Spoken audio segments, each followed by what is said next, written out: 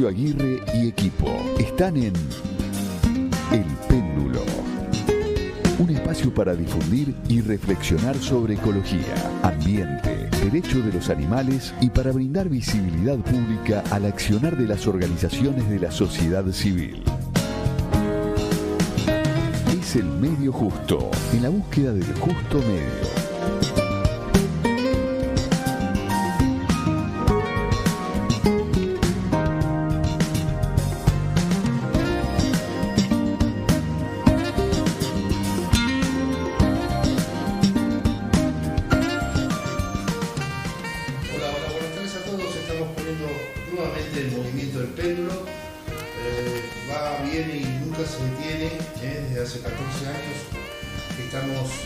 Transitando, subiéndonos a esta estación, este ómnibus de nómades que hacen del ambiente, de la ecología y de lo que tiene que ver con la problemática o las temáticas ambientales, que son muy amplias, tan anchas y tan diversas. Es un mundo que, bueno, siempre tenemos. Desde hace 14 años ya andábamos cerca de los 900 programas y más de 2.000 entrevistas realizadas con los mejores referentes, los más idóneos, los que saben. Hablando con los que saben es un poco la filosofía del programa y en eso se basa en buena parte. Y hoy vamos a tener renglón seguido nomás, vamos a volver sobre la situación de el barrio cerrado en Tigre Nordelta y los carpinchos. Ya es un conflicto de vieja data que por supuesto no es por iniciativa de los carpinchos justamente, sino por este lugar que está allí en el partido de Tigre, que tiene casi 2.000 hectáreas y que ya tiene más o menos de 30 años que tiene de duración el proyecto original. Hoy hay casi 50.000 personas viviendo, toda una ciudad allí. Y el conflicto suscitado porque los primeros habitantes de ese lugar, de hace millones de años, son los carpinchos. Es una región de humedales y que por supuesto han sido despojados en buena parte de su hábitat, de su ecosistema, que por eso digo, repito, ellos son los originarios de allí y los invasores somos los seres humanos, que arremetemos contra lugares que son muy sensibles incluso para la conservación de la salud ambiental y de la vida en general de todos los animales, incluidos nosotros.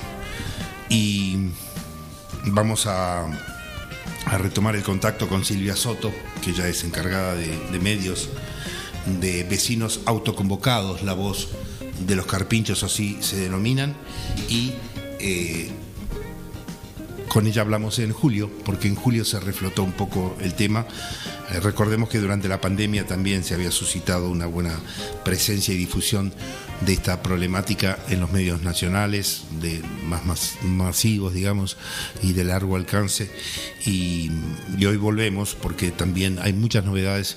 El temita y la situación ha escalado en la justicia ya hace bastante, y vamos a repasar entonces con Silvia Soto algunas novedades que tienen que ver con el planteo jurídico, la expedición de algunos funcionarios de la justicia y también algunas aristas que tienen que ver con desapariciones, muertes, sospechas de envenenamiento a los pobres animales, que aparte el carpincho se le llama, o tiene fama de ser el animal más amigo de todos, porque nunca entra en conflicto con nadie, con ninguno de los con quienes comparte muchas veces sus ecosistemas, y es absolutamente adorable el animal en su carácter, ¿no? Y bueno, de eso vamos a estar hablando entonces, de estas arbitrariedades humanas que terminan trastocando y alterando equilibrios que llevaron millones de años en ser construidos. Para la segunda media hora vamos a estar en contacto con Javier Sousa, el ingeniero agrónomo que ya es un colaborador nuestro desde hace muchos años y con quien referenciamos temáticas que tienen que ver con la agricultura. Él es un impulsor de la agroecología, él es ingeniero agrónomo, profesor en la Facultad de Agronomía de la UBA, y hoy vamos a hablar de algunas aristas que se desprenden del gran paraguas que es el gran paraguas temático que es el cambio climático. Vamos a estar hablando de extractivismo, hambre, dilapidación de alimentos, 30 años también de paquete tecnológico de glifosato, agrotóxico por excelencia, que ya está provocando distintas consecuencias y efectos en la salud de la gente, en la salud ambiental.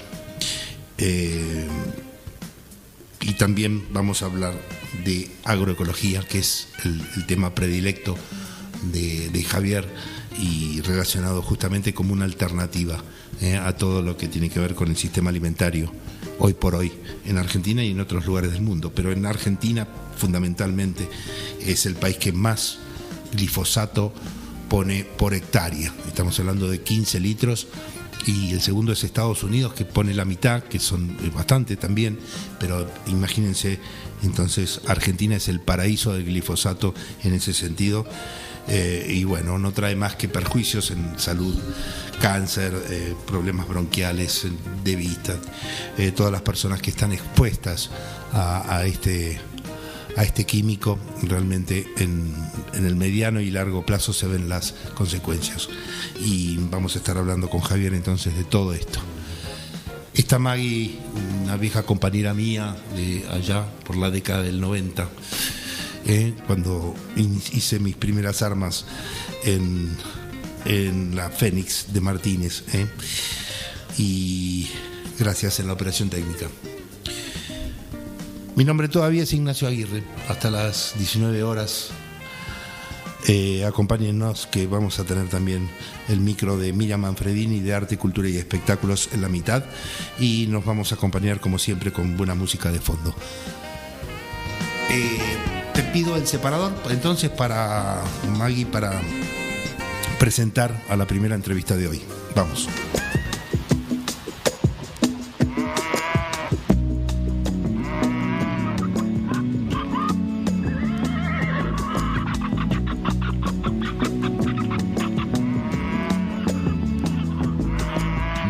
De los animales se difunden y se defienden en El Péndulo.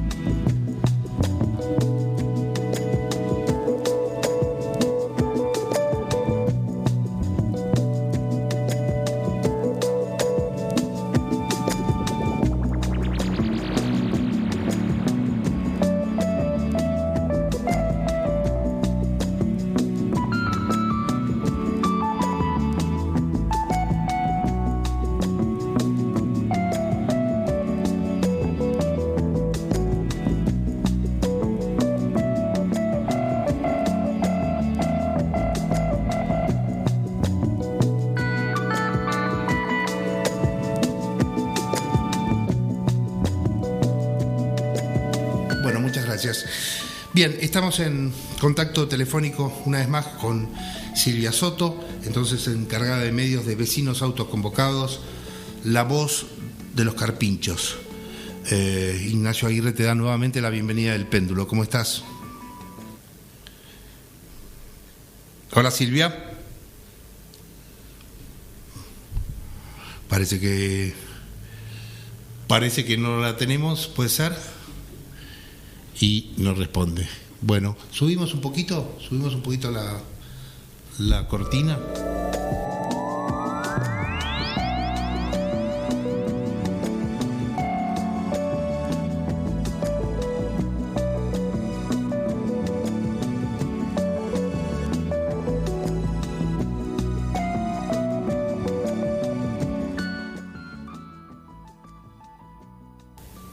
Silvia, ¿estás por ahí?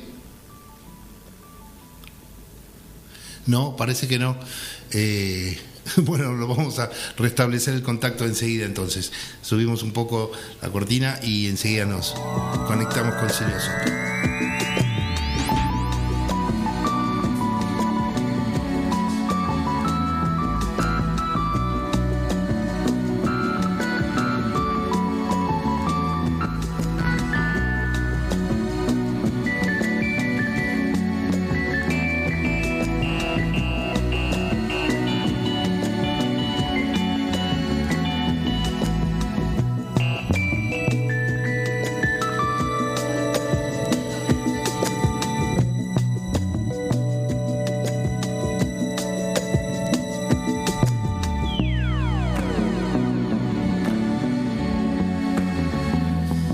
Lo intentamos nuevamente. La tercera tiene que ser la vencida.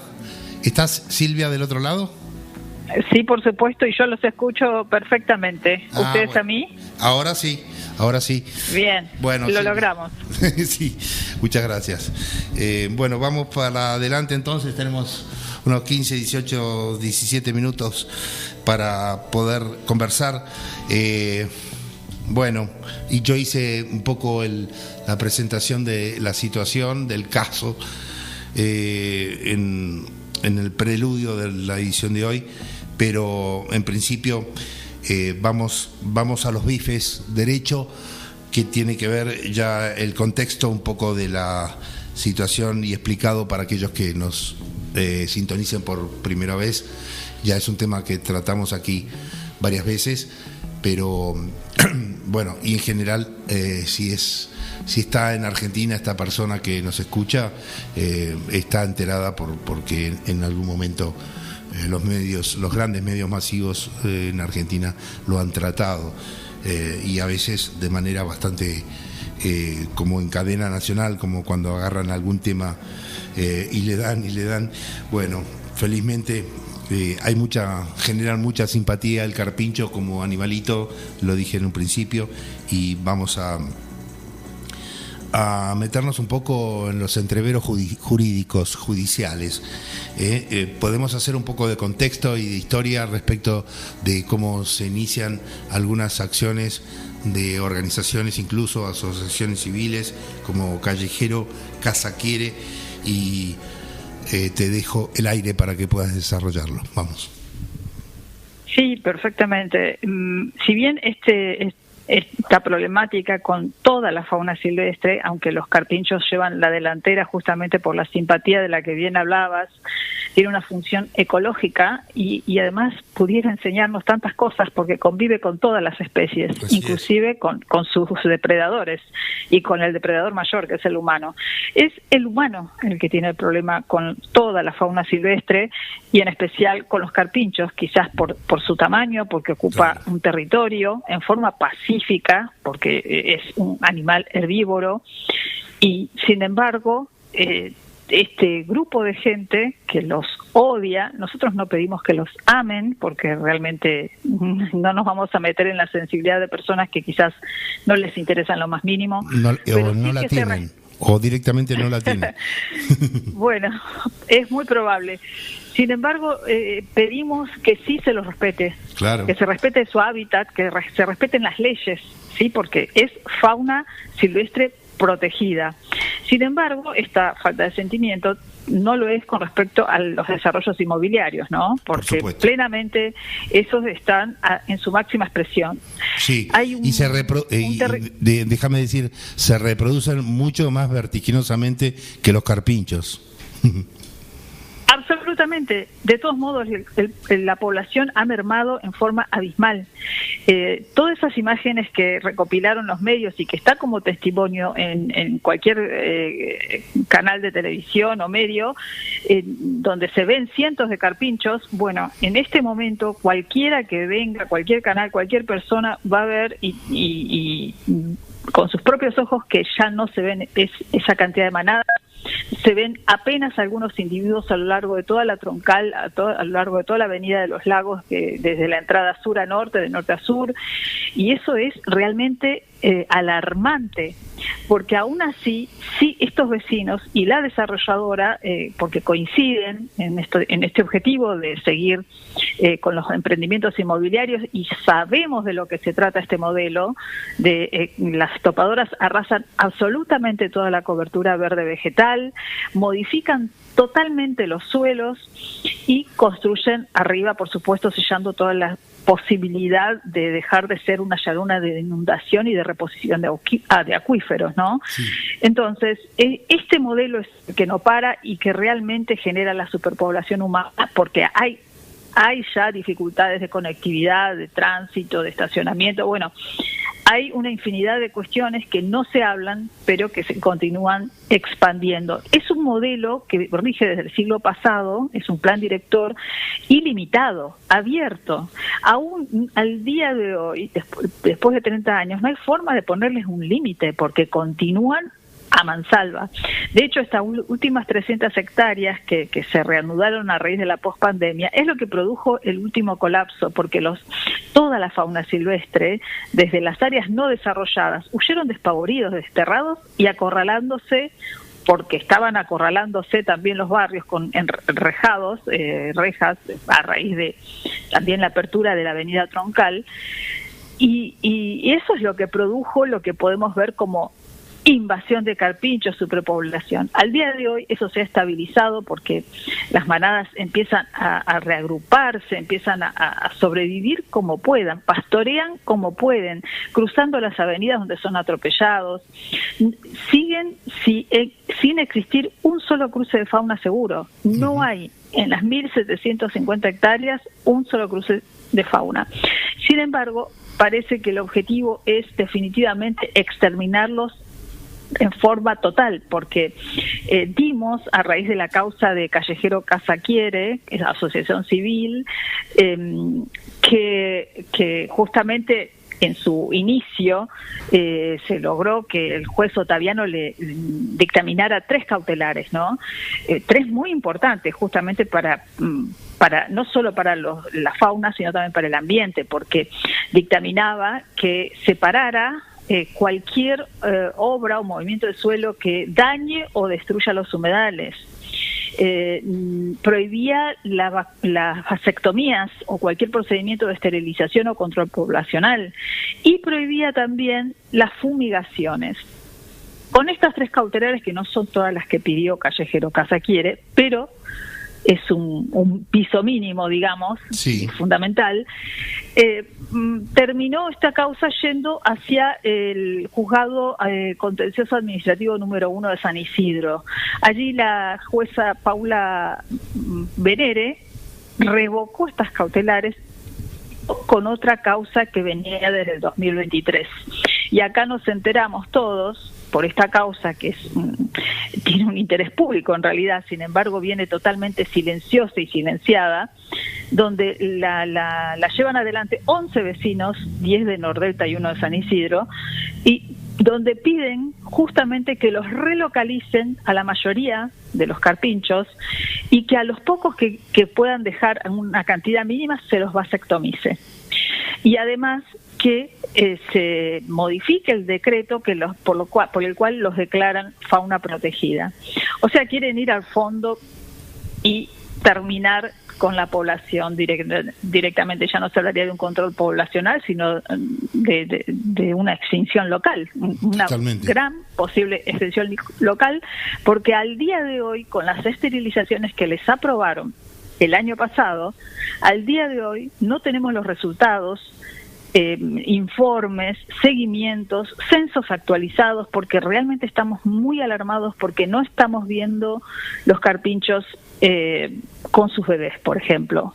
Bebés que desaparecen, bebés que aparecen enfermos o moribundos o atropellados, y sus cuerpos desaparecen, por el cual no tenemos ningún seguimiento, ningún informe de necropsia.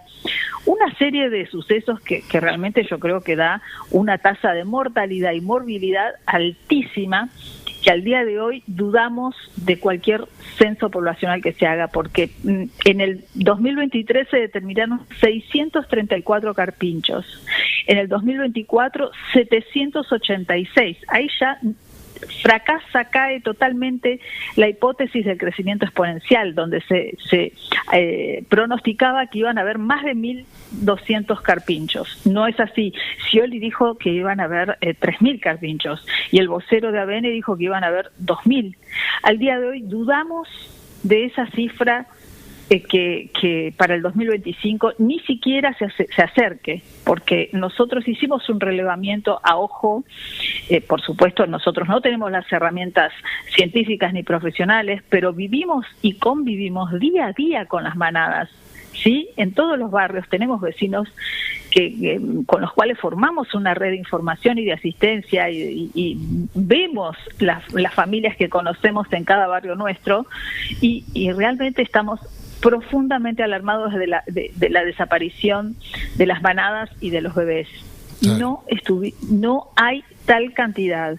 No sé qué van a hacer, van a intentar, y no sé, ni siquiera sabemos a quiénes quieren trasladar, porque los que han quedado son varias manadas del lado del arroyo Las Tunas hacia Bancalari, y sin embargo ahí también están las topadoras y las maquinarias terminando de arrasar todo, siendo que es un lugar donde no hay aún vecinos que les puedan molestar en sus jardines, ¿sí? Si esa es su hipótesis, o que puedan atacar perros. Bueno, ellos se manejan con estas dos determinantes para categorizarlos como de extrema violencia, los carpinchos, ¿sí? Pero es un dato y una versión que se pega y se da de frente contra la realidad.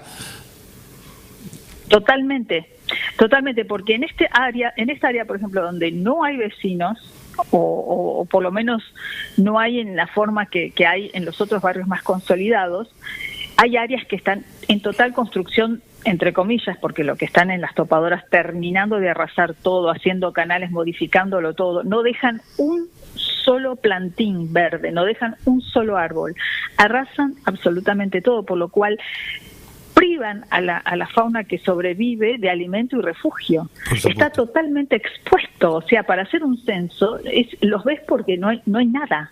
No hay un pastizal que los cubra, porque además le cortan el pasto al ras, cuando no tienen ningún sentido, porque todavía no son áreas ni siquiera parquizadas. Sin embargo, estas medidas son las que alientan permanentemente que los carpinchos no logren sobrevivir, porque el agotamiento que tienen, además de todo lo que sufren, el agotamiento que tienen porque no se pueden dormir ni descansar, están en estado de alerta, expuestos permanentemente, no tienen refugio.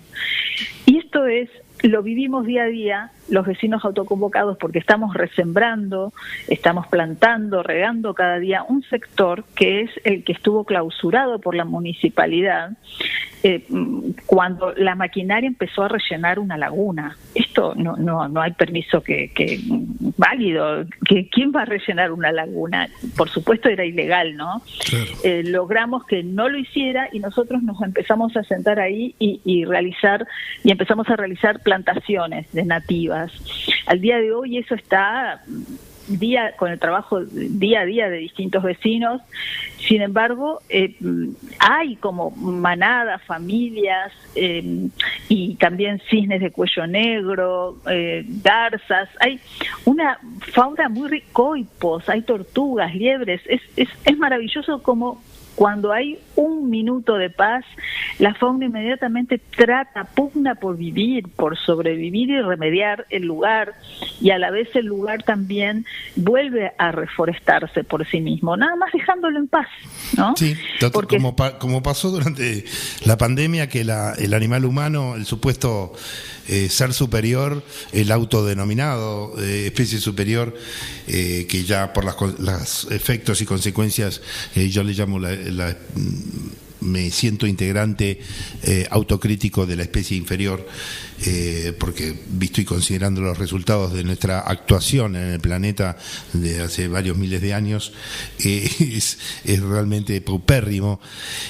Hacemos todo tipo de desastres en todo sentido, en todas las geografías. Me gustaría saber también cuál es la reacción del hoy por hoy, y quiero dejar bien en claro que Silvia Soto, con quien estoy hablando, es residente de Nordelta. desde el año 2012. Me gustaría que no una proporción exacta, por supuesto, pero más o menos cuál es el ambiente entre los vecinos, quienes están codo a codo contigo y varias personas más, transitando este calvario en nombre de ellos, y quiénes son las personas que también están poniéndose cada vez más rígidas en su relación con estos animales, echándolos con piedras. He visto un par de videos y quiero que me hagas me pintes un poquito esa postal. Bueno, convengamos que ni siquiera nosotros sabíamos que esta causa judicial estaba encabezada por los 11 vecinos. Resulta que acá la gente que los odia se maneja por un chat, se maneja con acciones, vemos los resultados, pero no muestran la cara, nunca dan una declaración, ni mucho menos. Así que en ese sentido, hacer una estadística de los odiantes es prácticamente imposible porque no dan la cara. Y sí. Pero bueno, sin embargo, un poquito en la conversación con los vecinos o ese tipo de cuestiones, ¿está más o menos repartida la cosa o hay una fuerte oposición, un porcentaje mayoritario de personas a las cuales les molesta, entre comillas? Lo que sí podemos decir fehacientemente es que cada vez los lotes privados se están alambrando hasta el borde de la costa, ¿sí? Eso es realmente una posición, porque claro, los que consideramos a la fauna silvestre, no solo a los carpinchos, a cualquier animalito que quiera acceder a tierra, debería poder hacerlo, porque hay inclusive leyes que determinan un camino de sirga, una delimitación de la costa, ¿sí? Sí. Inclusive una normativa misma de la administradora de Nordelta Sociedad Anónima.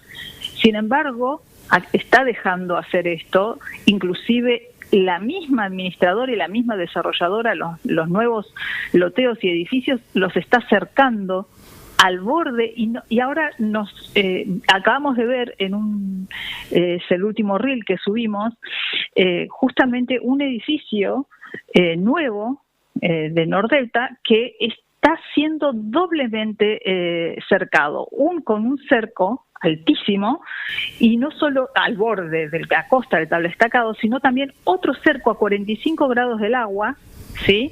Electrificado, y una rampa que evidentemente no es para la fauna, porque es una rampa ancha, pero está cerrada, o sea, seguramente será para pequeñas embarcaciones, kayaks, no lo sabemos, pero está cerrada, o sea, el ingreso de cualquier animalito anfibio, una rana, una tortuga, lo que fuera, sí, imposible, no puede acceder a tierra. Esto determina sencillamente la muerte de toda la fauna. Por supuesto. Pero esto lo estamos viendo ya no en los lotes y en los espacios comunes de los barrios, sino en los mismos desarrollos de este emprendedor inmobiliario, de este supuesto desarrollador, ¿sí? Así que si vamos a contabilizar eso, realmente el panorama es absolutamente nefasto. Totalmente. ¿Qué autoridad de aplicación de ley, qué jueces va a determinar un límite a todo esto? Creo que llegó el momento de conocer cara a cara y acción a acción quién va a poder ponerle un límite a esta mega corporación, ¿no? Porque totalmente, realmente el futuro es nefasto para toda la fauna silvestre, porque no es solo los carpinchos, nadie va a poder acceder a tierra, ni siquiera un ser humano que se caiga. Por supuesto. Sí, porque queda totalmente eliminado, no hay acceso. Esto es claramente lo que estamos viendo a nivel constructivo destructivo para nosotros. Totalmente. Sin embargo, los vecinos que sí nos unificamos y que damos la cara, ¿sí? Que sembramos, plantamos, regamos, ponemos rampas, hemos ido a denunciar a las fiscalías, a la municipalidad, pedidos de informes, damos la cara, damos nuestro apellido, nuestro nombre, y no solo eso, sino, o sea, no solo somos internos a Nordelta, ¿sí? Hay vecinos autoconvocados de todos los barrios de alrededor, inclusive de Las Tunas, de Capital Federal, vienen de Lanús. Es emocionante cómo la gente se compromete y se siente comprometida a ayudar de alguna manera, y esto es muy significativo, no solo para pensar de lo que estamos tratando acá, no es una problemática regional, local, puntual de Nordelta. Esto nos afecta como especie humana. Por supuesto. Que hasta dónde se puede destruir el ambiente, nuestros bienes comunes, hasta dónde se puede diezmar a todas las demás especies, aniquilarlas, con qué derecho y qué consecuencias, ¿no? Por eso hablo de la especie inferior, en todo sentido. Estamos sobre el final, nos vamos a mantener al tanto de todas las circunstancias y novedades en materia jurídica, y seguramente de aquí a unos meses o los primeros meses del año que viene vamos a estar en contacto a ver cómo evoluciona este desarrollo inmobiliario, por un lado impiadoso, pero también sus idas y venidas y vericuetos en la justicia. Así que te agradezco, Silvia Soto, esta nueva entrega y esta exposición tuya, y los mejores augurios para vos y aquellas personas que codo a codo están transitando este pleito, este entuerto generado solamente por la discapacidad psíquica que tienen muchas personas para darse cuenta de cuestiones elementales. No miramos más allá de nuestras cercanías y el corto plazo. Te mando un abrazo y lo mejor para ustedes. Hasta siempre, y por supuesto para ellos. Hasta siempre. Bien, parece que se había ido antes. Ponemos un poquito de música y estamos así. Decimos siempre, a toda marcha, un poquito de Alan Parsons, y enseguida estamos con Mira Manfredini y su micro de arte, cultura y espectáculos. Vamos.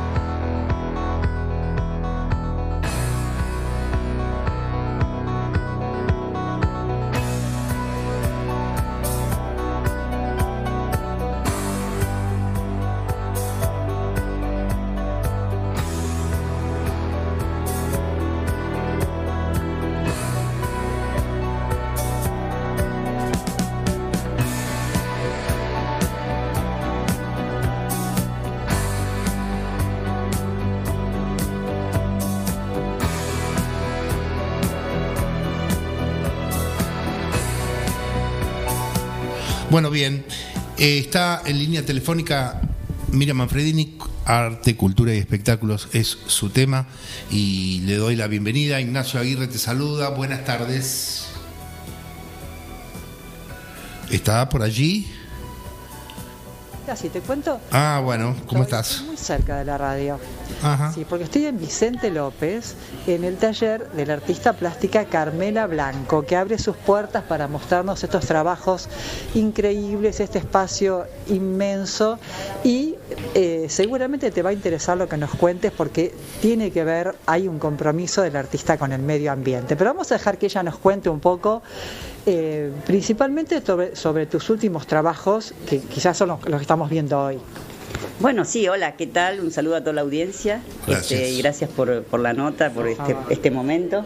Yo, la verdad es que estoy presentando los últimos trabajos, sí. Hay mucha variedad con arcilla y combinación con hierro. Piezas que son también de hierro y también de madera, o sea, de las tres versiones, y una instalación que hice con hierro y arcilla, con ladrillos y arcilla, que hice para sorprender con este evento. Pero bueno, hay unos cuantos trabajos para mostrar que, si quieren, están invitados a ver. Bueno, a mí me hace pensar sobre todo con los materiales que utilizás en el concepto de reuse, recycle, ¿no es cierto? Exacto. Y de cómo conseguís los materiales para los que luego vas a trabajar. Bueno, sí, toda la obra que yo tengo está básicamente hecha con piezas reutilizadas. Es todo eso, el uso que tiene la pieza, el añejamiento de la pieza forma parte de la obra.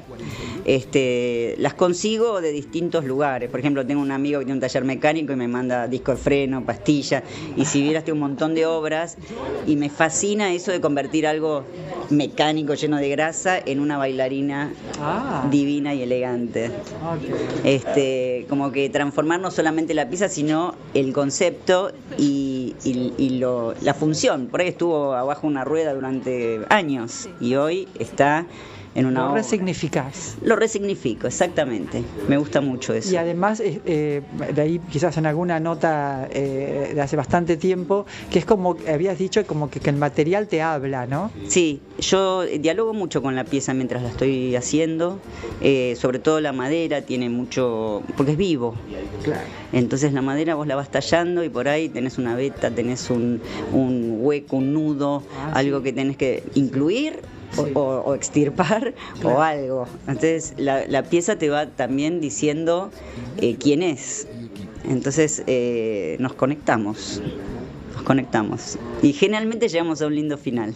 Bueno, y sobre qué estilo o digamos figura es la que más te lleva en tu trayectoria.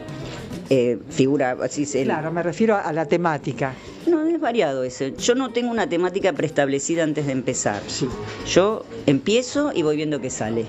¿Qué me dice el material? ¿Qué puedo combinar yo que me produzca el placer de decir esta pieza va acá?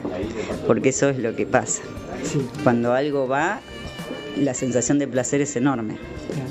Y también muchas veces pasa, no sé si quizás con tus obras se puede dar, estar al aire libre, en comunión con la naturaleza misma, ¿no?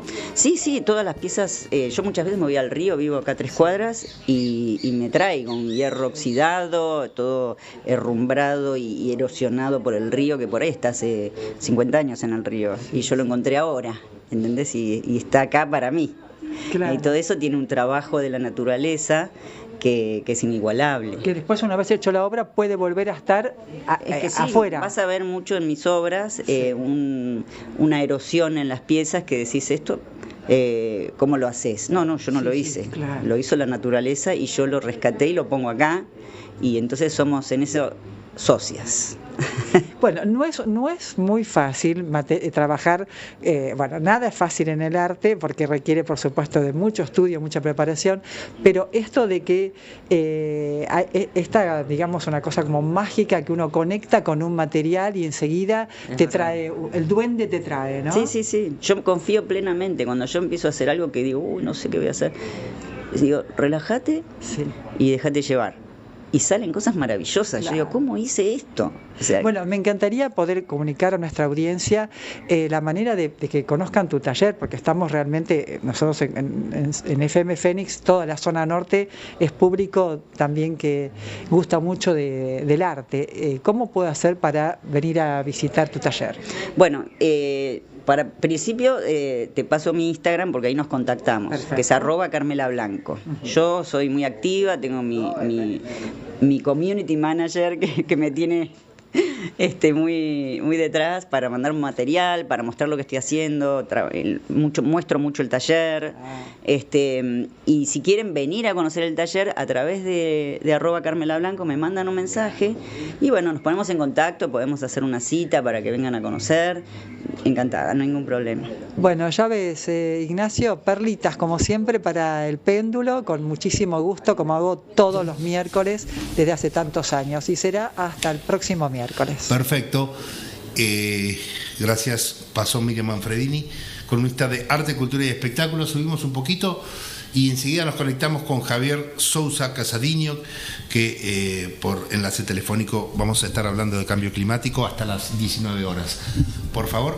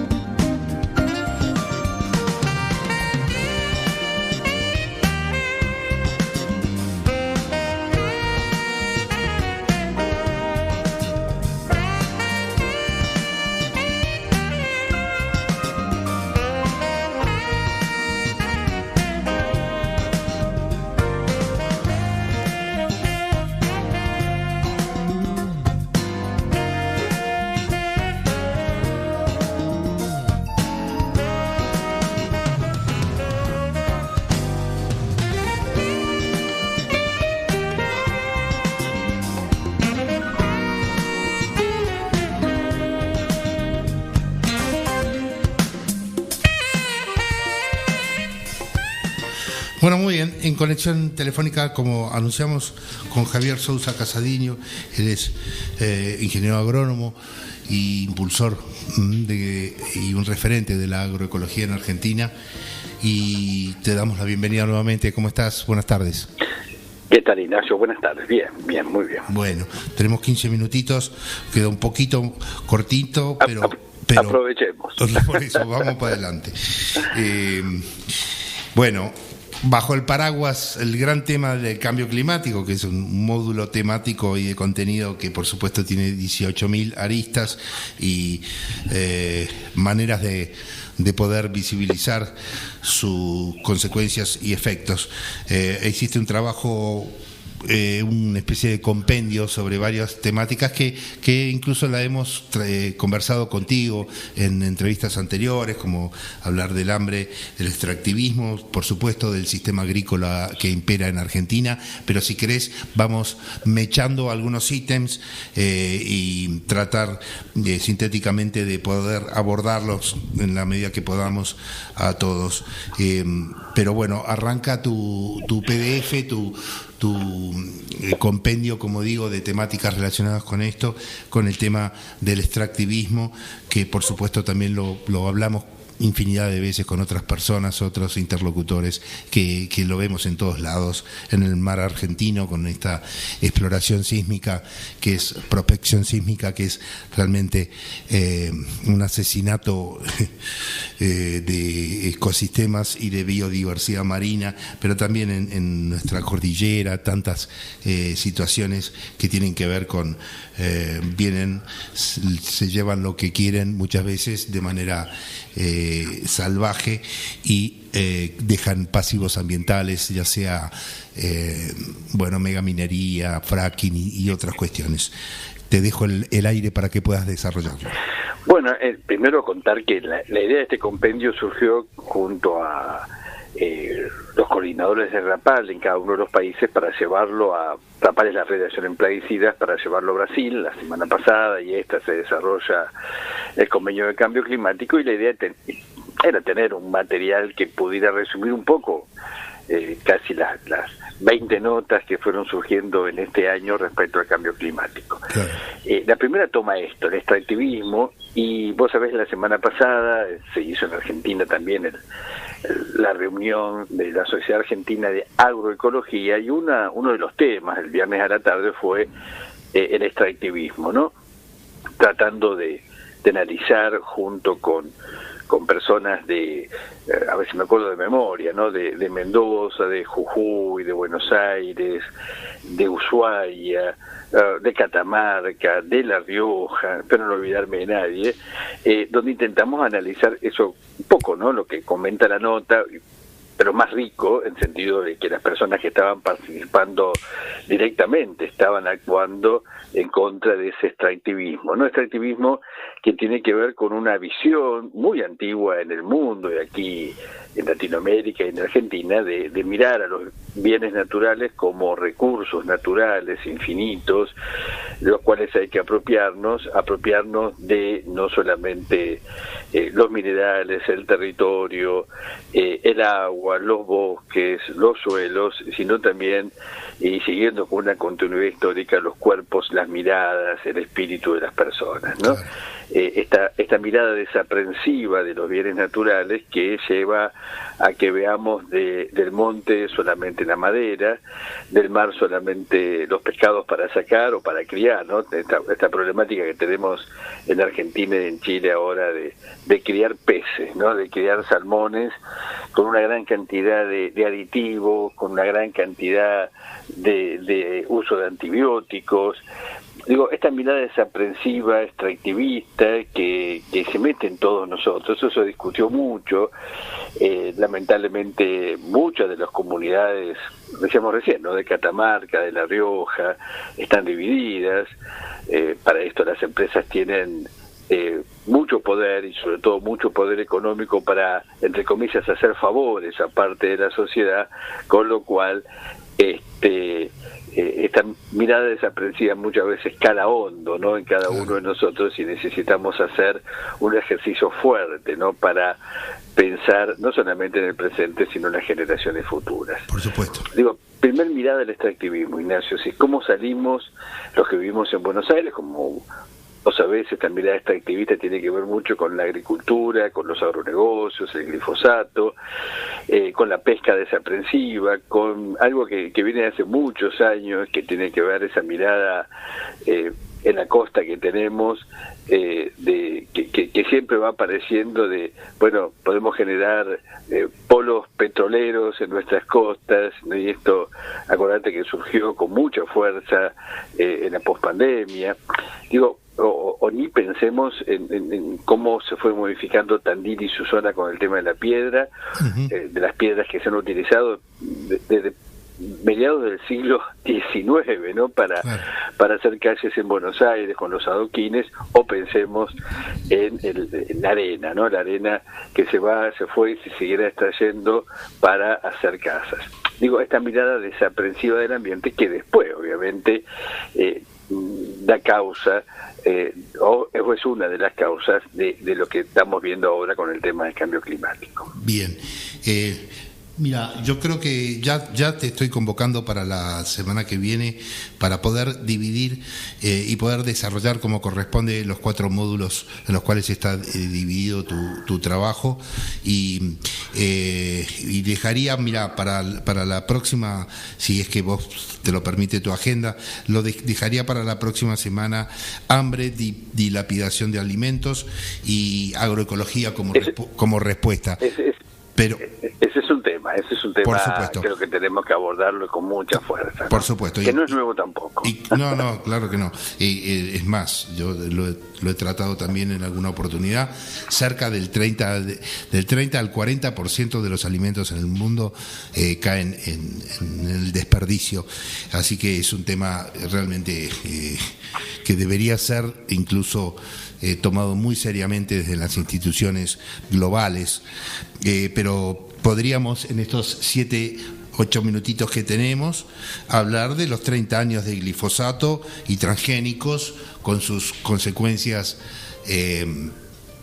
irreparables en la salud ambiental, pero también en la salud humana. Claro, es un tema. Yo vuelvo a plantear muchas veces, surge, ¿no? Por ahí asociamos mucho el glifosato a los cultivos transgénicos. Yo cuento que el glifosato es muy anterior, ¿no? El glifosato data de los años 60 casi.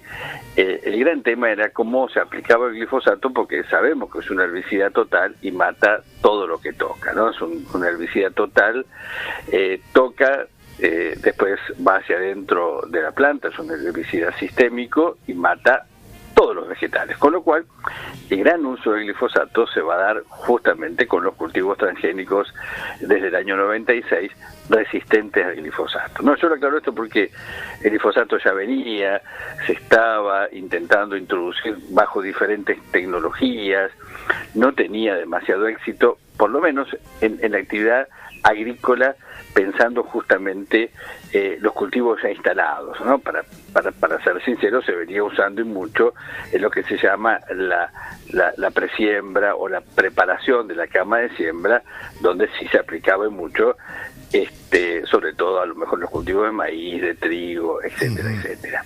Sí. Vos sabés que son las primeras reuniones, lo conté y lo charlamos con vos, ¿no? Las tuve en el año 95. Se pensaba más, hasta ese entonces, en los cultivos transgénicos, más ligado a cultivos industriales, ¿no? Por ahí se pensaba mucho en la vainilla, ¿no? O cultivos donde se extrajeran después compuestos para usarlos en la industria, ¿no? Por eso estamos hablando a lo mejor de cultivos que dan olores característicos. Muy específicos. finalmente, y gracias a toda una inversión muy fuerte de Monsanto, sabemos que Monsanto ya venía trabajando en Argentina no solamente en el glifosato, sino fue el introductor en Argentina de algunos plásticos. Todo esto, lo que te cuento, es solamente publicidad de selecciones de Real Listen, ¿no? Claro. Que a mí me encanta a veces leer, y tengo una revista de los años 50, ¿no? Donde justamente habla de los plaguicidas, de los herbicidas, los insecticidas.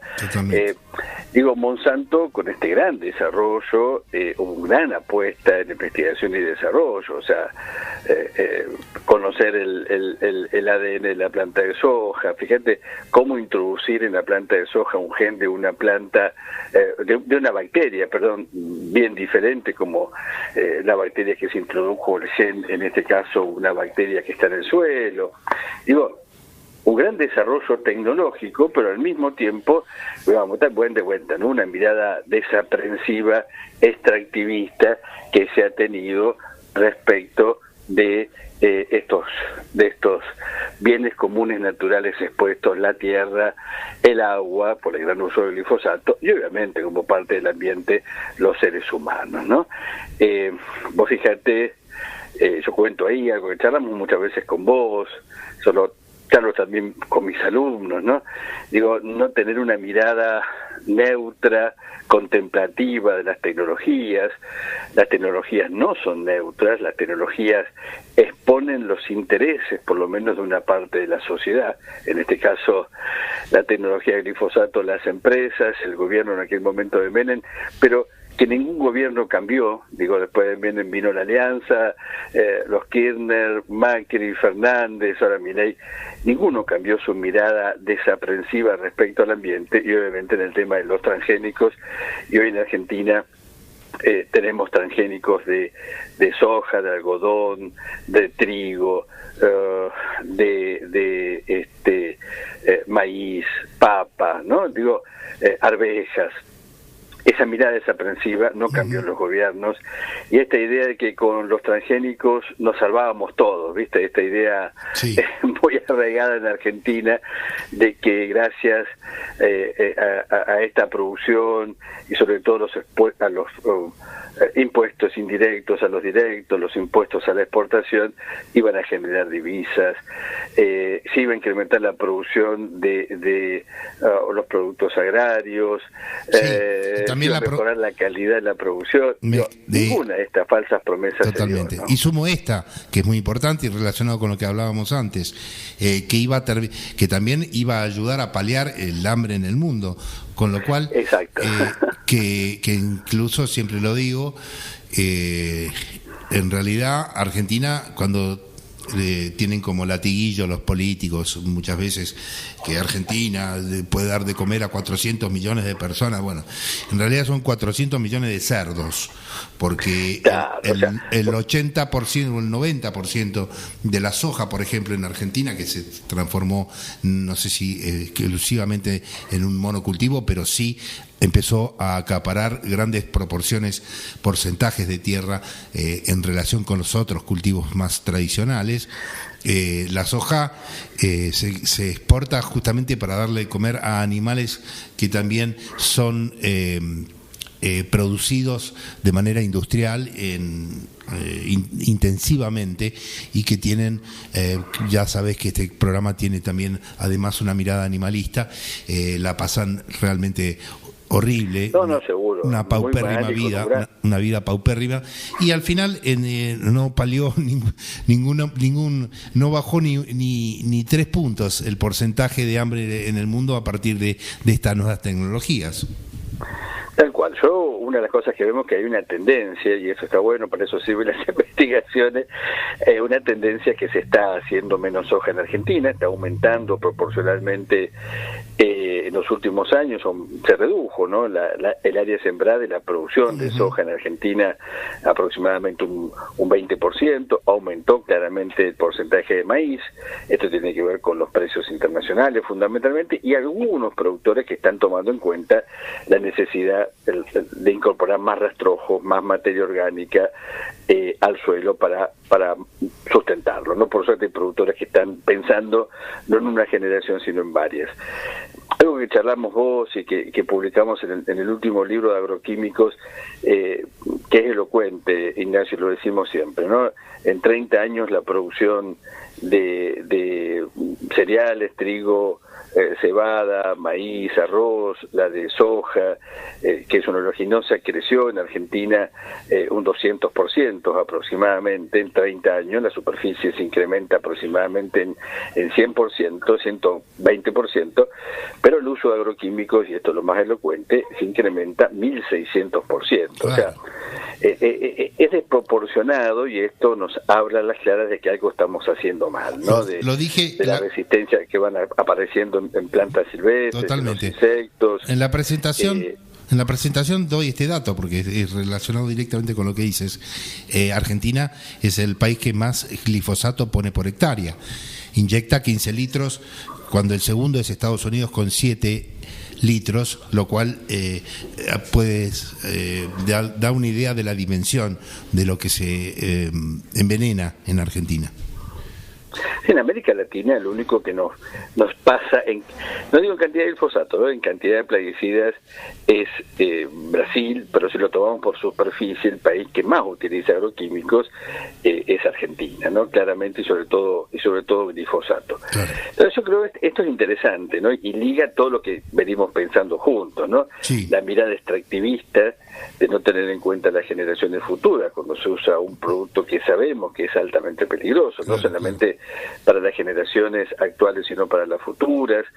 Es un producto que queda en el suelo, es un producto que queda en los sedimentos, que afecta a toda la vida, no solamente a los humanos, sino a los peces, a las bacterias, a las abejas. Obviamente sabemos que dependemos, a las abejas. Digo, tenemos esa cuestión, giramos en torno después al hambre, y ahí vemos cómo la actividad agrícola, repito siempre esto, no en relación directa causa-efecto, pero sí con lo que denominamos muchas veces con causas. Uno puede relacionar la expansión de los transgénicos, la deforestación, un estilo de hacer siembra directa, porque hay muchos estilos de hacer siembra directa, claro, no solamente en base al glifosato, el uso del glifosato, el uso de fertilizantes, la expansión en el uso de otros plaguicidas, va generando esta situación de impacto ambiental. Javier, la otra cuestión, sí, y no sé si nos queda tiempo de esta investigación. Te diría, por favor, en 30 segundos, porque estamos y ahí terminamos, para pensar juntos este esquema como es excluyente, ¿no? Digo, entre los censos del año 88 y el 2018, estamos hablando de 30 años, sí, lo que podemos ver es una fuerte concentración de la tierra, cada vez hay menos productores, desaparecen cerca de 280.000 productores. Hoy en nuestro país el 10% de productores los productores que tienen hasta 100 hectáreas son aproximadamente el 80% de los productores y tienen el 2% de la tierra. De vuelta, los productores que tienen menos de 100 hectáreas son el 80% del total de los productores, pero tienen solo el 2% de la tierra, y a la inversa. Absolutamente si vos tomás el 10% más grande, los que tienen más de 1.000 hectáreas, son el 10% de los productores, pero tienen el 80% de la tierra. Bueno, fíjate ahí para que pensemos juntos, ¿no? Para ser más claros. El 80% de los productores tienen menos de 10 hectáreas y ocupa el 2% de la tierra, y a la inversa, el 10% más grande tiene el 80% de la tierra, y son solamente el 10% de los productores. Todo dicho. Ahí también está la soja, ahí está también los agroquímicos, y sobre todo tenemos ahí políticas que no protegen a la producción familiar y el anclaje en los territorios de las familias productoras. Bien. Muchísimas gracias por esta nueva entrega, Javier Sousa. Muchas gracias a vos. Espero que nos podamos escuchar la semana que viene. La semana que viene estamos desarrollando la otra parte de tu compendio fantástico y que viene bien como síntesis. Hasta siempre, un fuerte abrazo. Un abrazo, Ignacio, que estés muy bien, hasta siempre. Gracias, Javier. Maggie Maslach en la operación técnica. Mi nombre es Ignacio Aguirre y salimos arando, como siempre. Gracias.